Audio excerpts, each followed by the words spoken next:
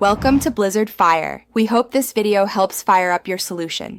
In this video, I will explain how to make kombucha more fizzy. We'll cover key steps to ensure your homemade brew has that delightful sparkle. First, understanding the fermentation process is vital for carbonation. Then, we'll look at how to optimize your ingredients and equipment.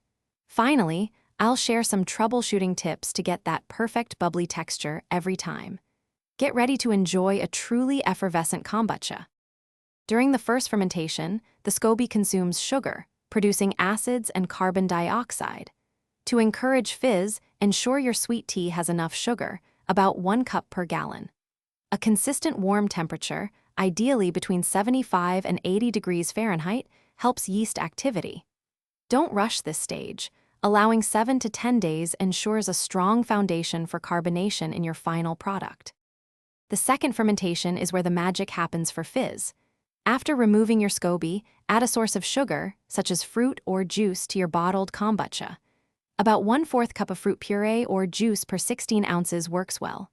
Use strong, airtight bottles, like swing-top ones, to trap the carbon dioxide. Let it ferment at room temperature for 2 to 5 days, checking the fizz daily. To further boost fizz and flavor, get creative with your additions. Berries, ginger, or even a small amount of maple syrup can provide extra sugar for carbonation.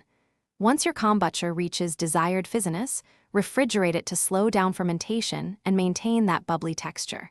If you're looking for more great tips, check the description for a link to a fantastic book about money, plus other deals. Enjoy your perfectly fizzy, homemade kombucha. Thanks for watching. If you found this helpful, don't forget to like and subscribe.